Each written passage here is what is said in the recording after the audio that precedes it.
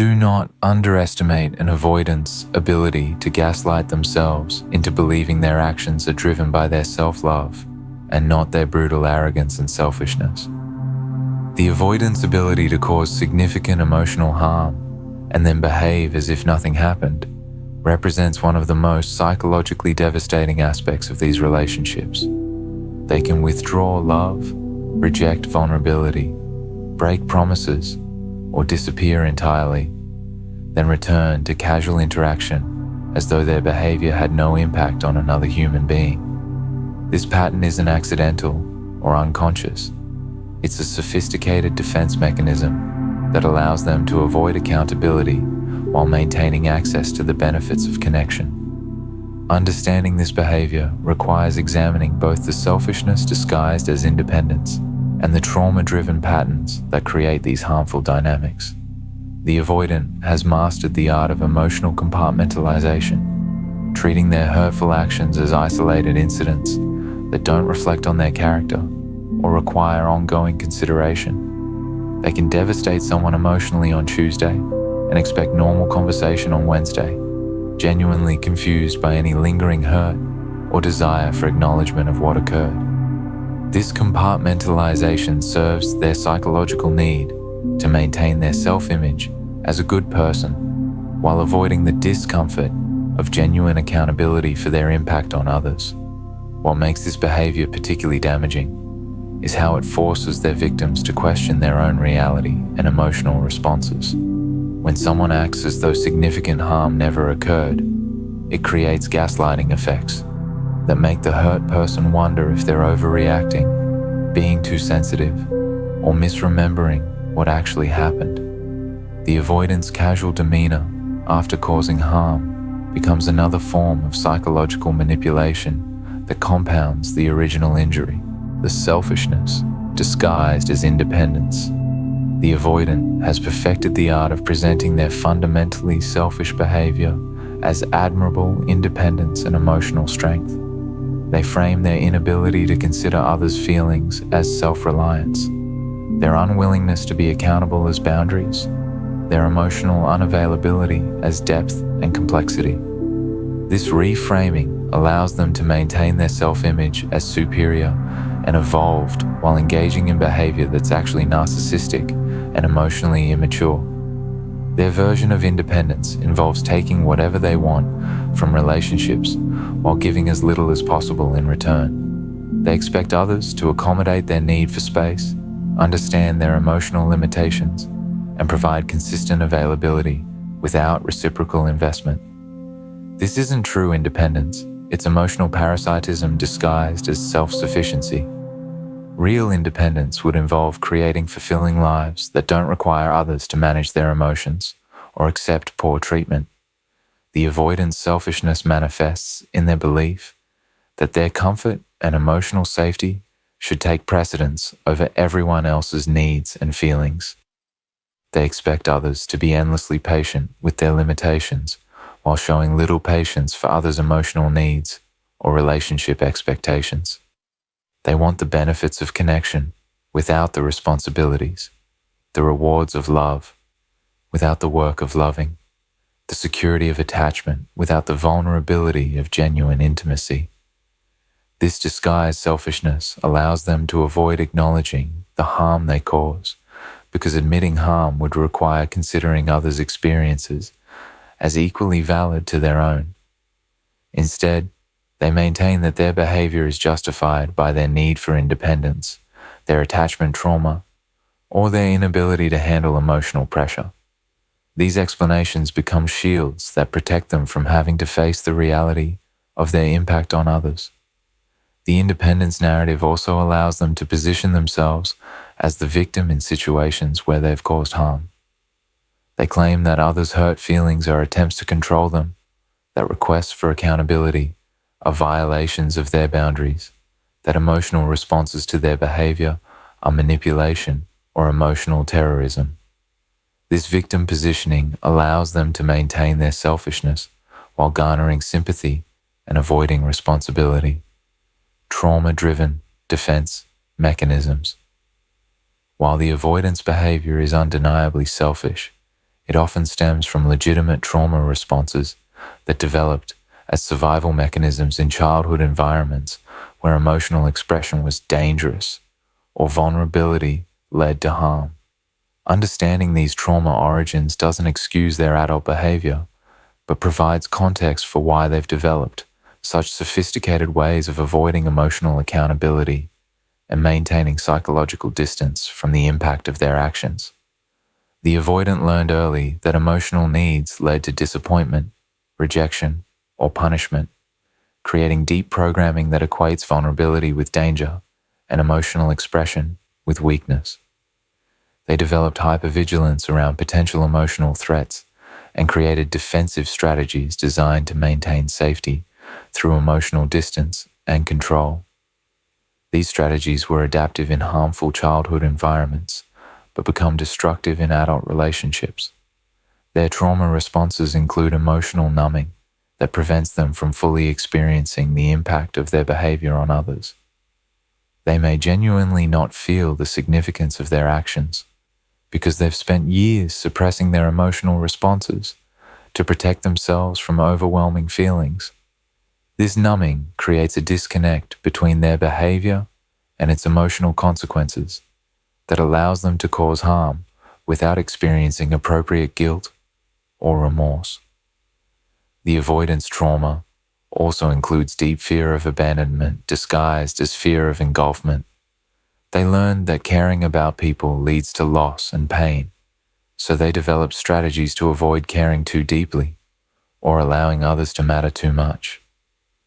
This protective detachment allows them to hurt others without experiencing the full emotional weight of their actions, because acknowledging that weight would require admitting how much the relationship actually matters to them. Their compartmentalization abilities developed as trauma responses that allowed them to survive emotionally harmful environments by separating different aspects of their experience.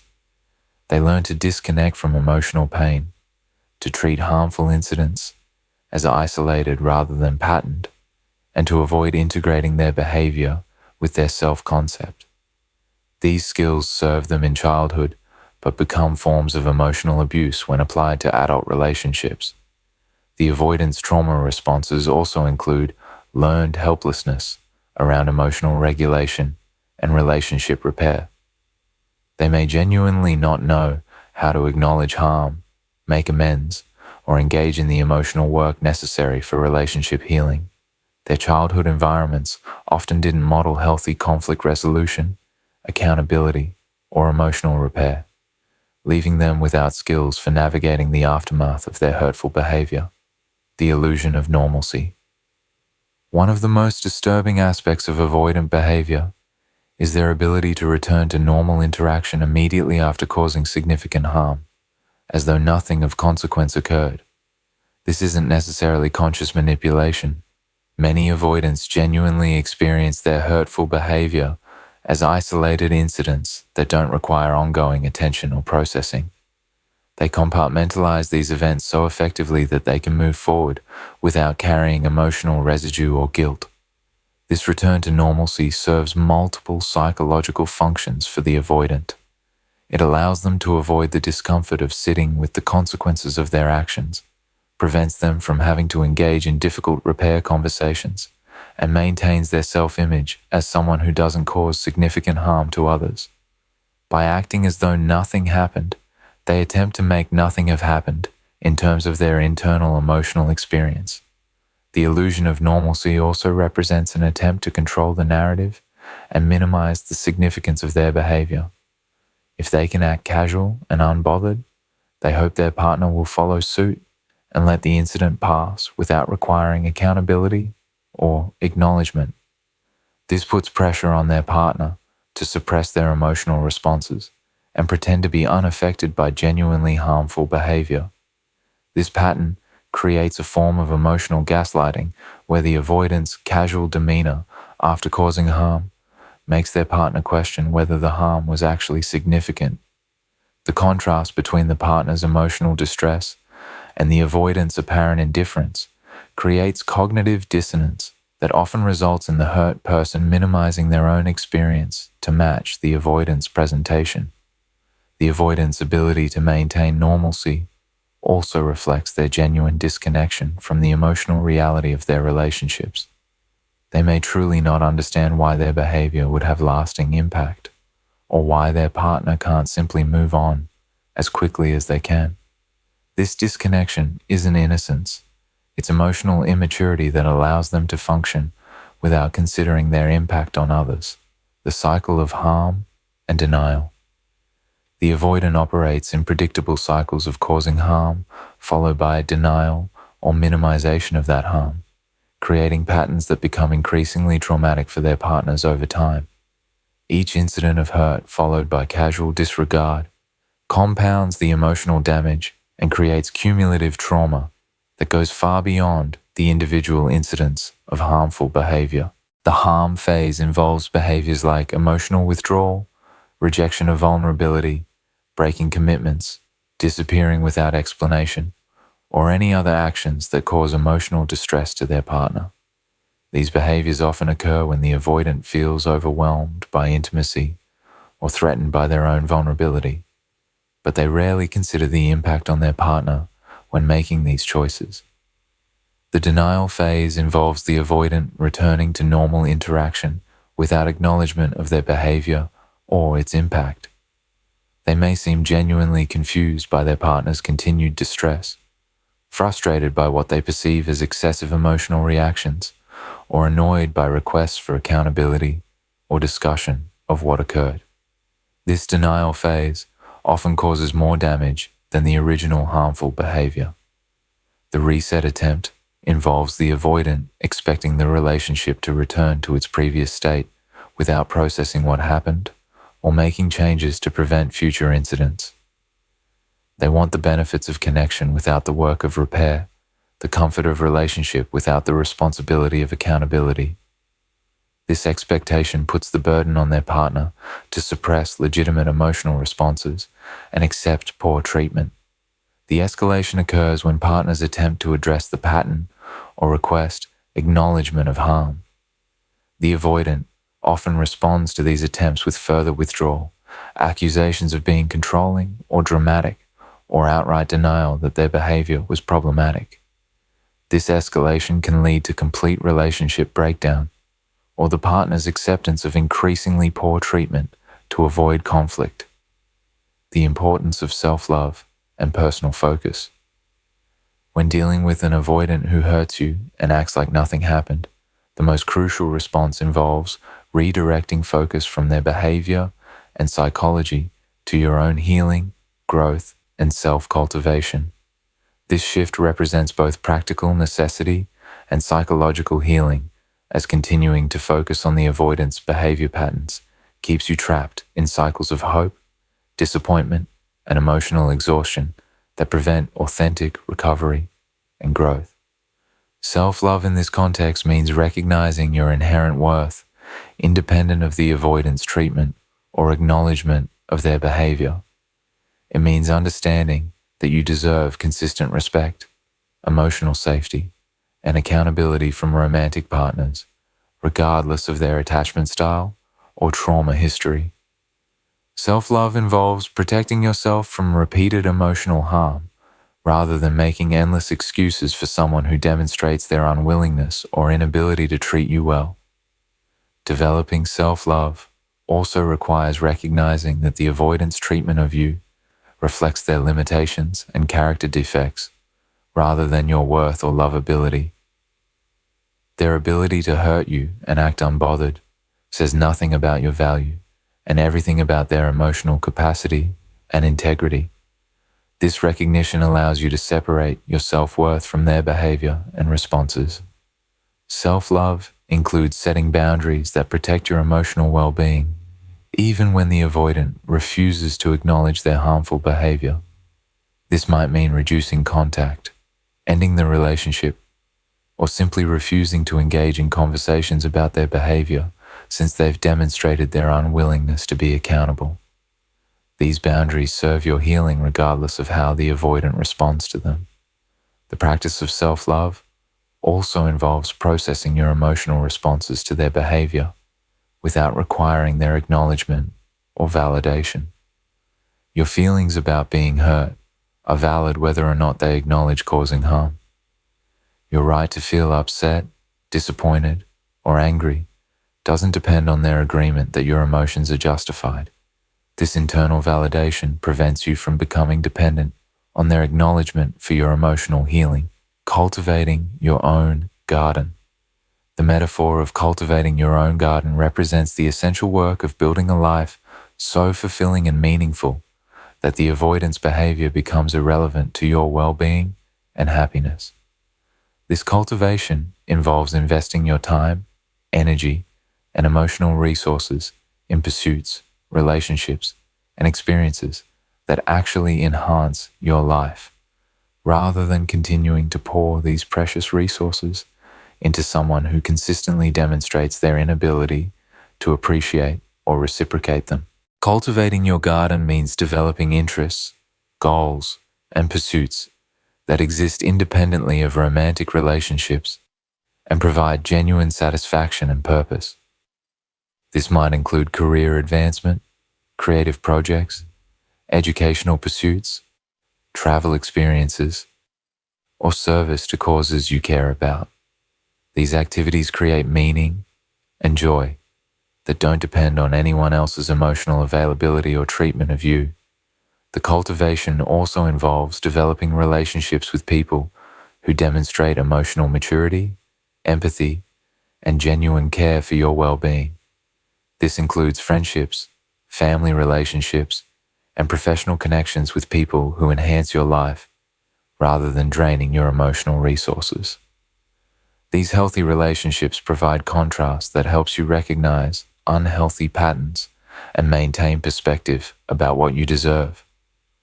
Personal cultivation includes developing your emotional intelligence, self-awareness, and relationship skills that serve you regardless of whether the avoidant ever acknowledges their behavior or changes their patterns. This growth makes you more attractive to healthy partners while also making you less tolerant of poor treatment from anyone, including avoidants who refuse to be accountable for their actions. The garden metaphor also emphasizes the importance of tending to your own needs, dreams, and aspirations, rather than focusing on trying to change, fix, or get acknowledgement from someone who has repeatedly demonstrated their emotional limitations. Just as a garden requires consistent attention, care, and nurturing to flourish, your life requires investment in things that actually grow and develop, rather than remaining stagnant while waiting for the avoidant to become accountable. Building resilience and immunity. Focusing on your own cultivation builds psychological resilience that makes you less vulnerable to the avoidant's harmful behavior patterns and less affected by their refusal to acknowledge their impact. This resilience doesn't come from becoming hard or closed off, but from developing such a strong sense of self and fulfilling life that their behavior can't destabilize your emotional foundation.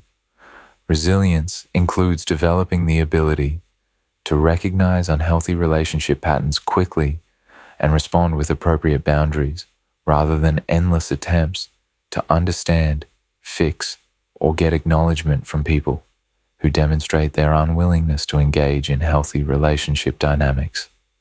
This recognition protects you from investing too much in relationships that can't provide genuine reciprocity and respect. Building immunity to avoidant behavior patterns involves understanding that their ability to hurt you and act unbothered is about their character and limitations rather than your inadequacy or failure to earn better treatment. This understanding prevents you from taking their behavior personally while also preventing you from making excuses for treatment that's simply unacceptable regardless of underlying psychology. The immunity also develops through repeated experiences of investing in people and pursuits that actually appreciate and reciprocate your emotional investment.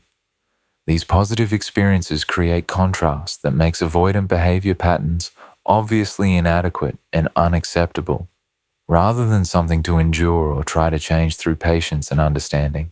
The freedom of letting go.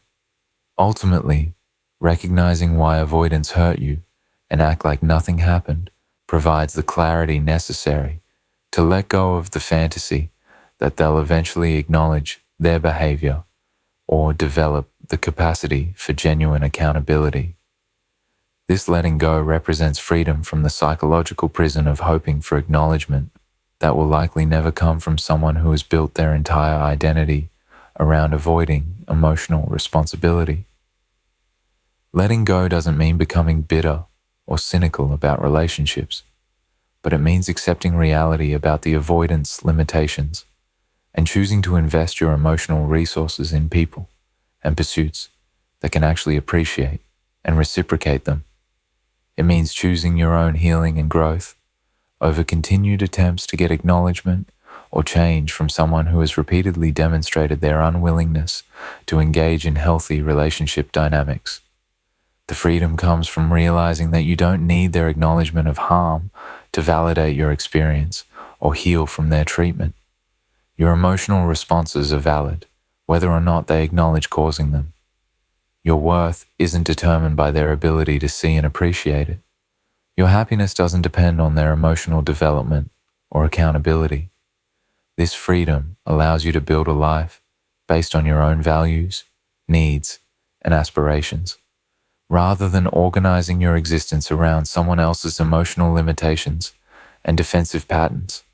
It allows you to pursue relationships with people who can actually participate in healthy dynamics, rather than remaining stuck in patterns that consistently harm your emotional well-being.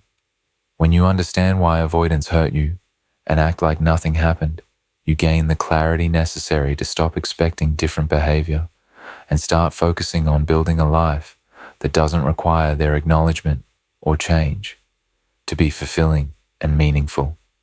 This shift from external focus to internal cultivation represents the beginning of genuine healing and the foundation for healthier future relationships with people who can actually appreciate and reciprocate your emotional investment.